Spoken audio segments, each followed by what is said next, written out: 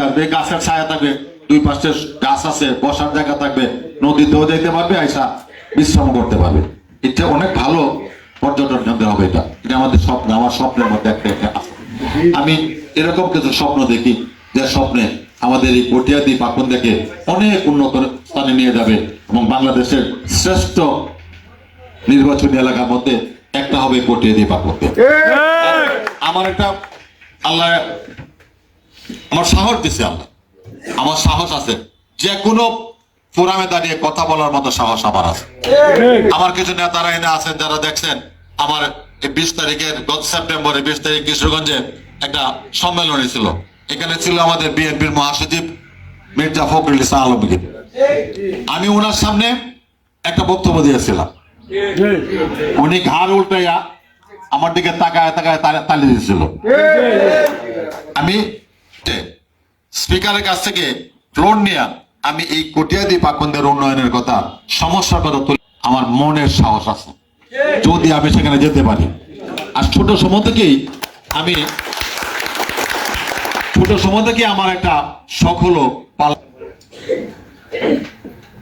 অনেক parliament member আমাদের এলাকা থেকে গেছে, কিন্তু কেউ যে আমাকে এক বাক্যে সারা বাংলাদেশে মানুষ চিনবে, কারণ আমি শুধু পাকুন্দিয়া আর কটিয়াদির কথা বলবো না, তো জাতীয় সমস্যা নিয়ে কথা বলবো। জাতীয় সমস্যা নিয়ে কথা বলবো, যেগুলি বললে সারা দেশের মানুষ চিনবে।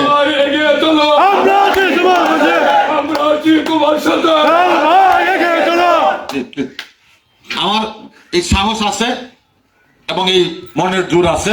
আমি ইনশাল্লাহ সারা এই জাতির জন্য কিছু কথা বলে যেতে চাই, কিছু সহযোগিতা করতে চাই জাতিকে। আমি আর কথা বাড়াতে চাই না, আপনারা অনেক আগে থেকে এসেছেন।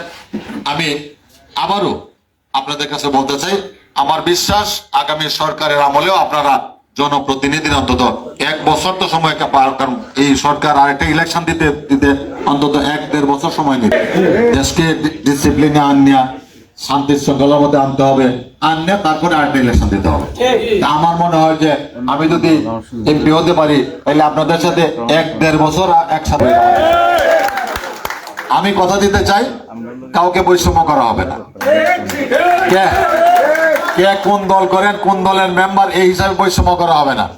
নারী পুরুষ সকলের সাথে, আমার সাথে যারা কাউন্সিলর ছিল মহিলা এবং পুরুষ, এদের সাথে যদি আপনার দেখা হয় জিজ্ঞাসা করবেন, আমি কখনো মহিলা পুরুষ বলে কোনো বৈষম্য করি নাই, বিএনপি আওয়ামী লীগ বলে কোনো বৈষম্য করি নাই। আমার সময় এখানে সব